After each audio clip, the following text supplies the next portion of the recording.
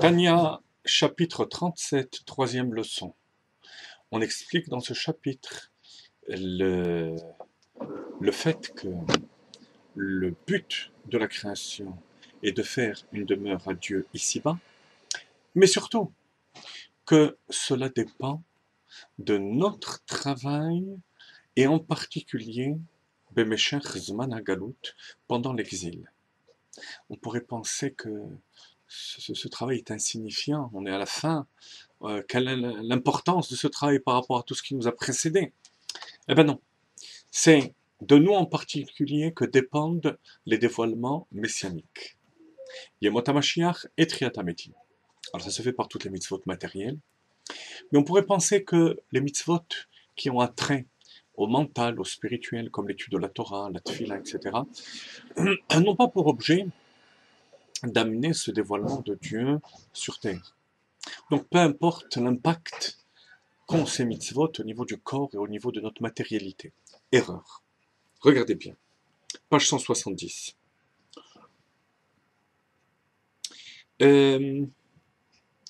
Vegam bemitzvah Talmud Torah Kriyat Shema Tfila v'chayotze bahem. Même pour des mitzvot comme l'étude de la Torah, la Tfila, etc. Af she'enan be'asiya gashmit mamash shetachat mimshelet klipat nuga. Bien qu'elle n'ait pas attrait au monde véritablement matériel comme les autres mitzvot. Hakaimalan dehiro lav kedibur dami. ואינו יוצא ידי חובתו, עד שיוציא בשפתיו, וקיימלן כמעט שפתיו ומעשה. Alors, erreur, parce que ces mitzvot, on ne peut pas s'en acquitter sans avoir bougé les lèvres au minimum. Même pour la Hamida, il faut bouger les lèvres. Pour l'étude de la Torah, Bedibur, aussi, faire sortir des lèvres. Et c'est déjà une action.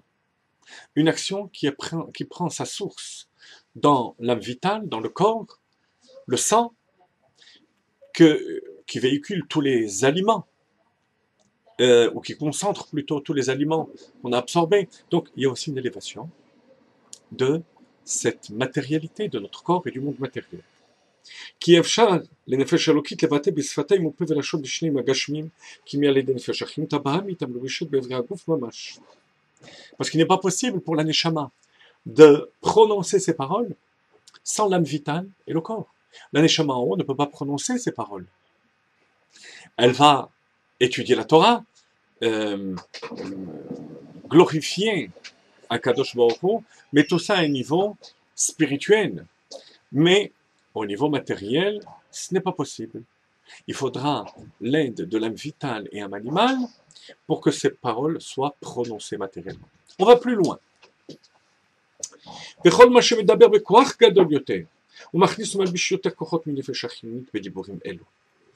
plus on parle et on étudie et on prie avec de force, et plus de nombreuses forces de l'âme vitale et animale vont être investies et élevées dans la Kedusha.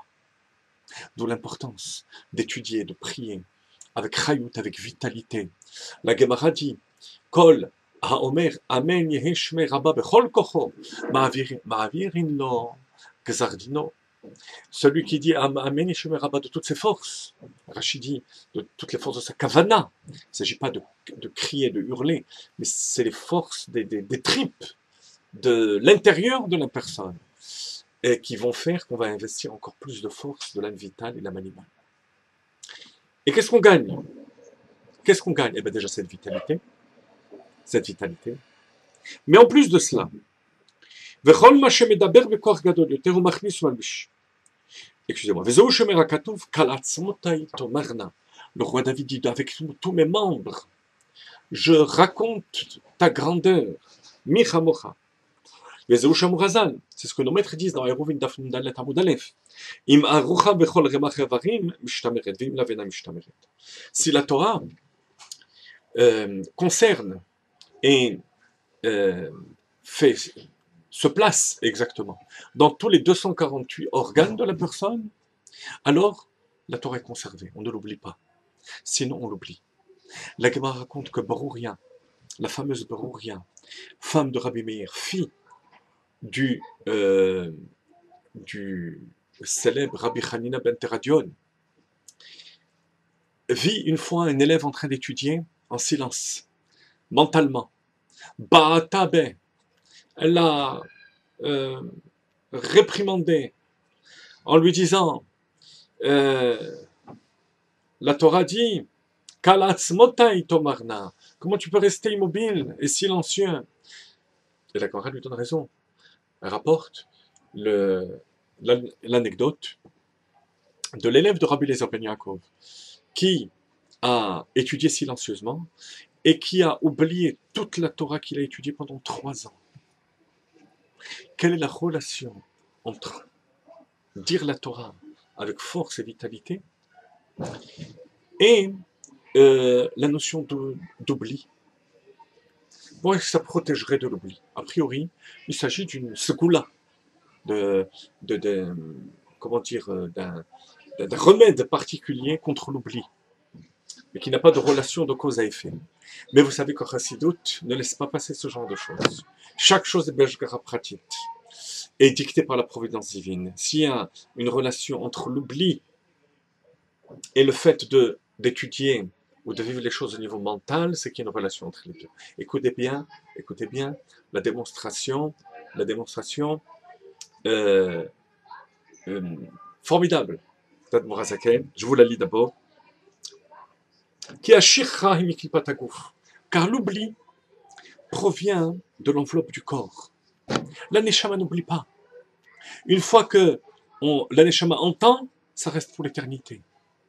Lorsqu'elle voit, ça reste pour l'éternité. Rien ne peut faire oublier, ne peut détruire quelque chose qui a été vécu au niveau de la Neshama. Le corps, lui, oublie. Alors, quelle est la partie de la Neshama qui étudie, qui prie, etc. Celle qui habite dans le corps. Donc il y a une certaine gêne du corps qui va empêcher la personne de retenir les paroles de Torah. Regardez, des personnes qui ont de la mémoire pour beaucoup de choses. Paroles de Torah, Rav, je ne retiens pas, j'arrive pas à retenir. Qu'est-ce qui se passe? La clipa du corps, la matérialité du corps fait que la Torah n'est pas absorbée. Or, si jamais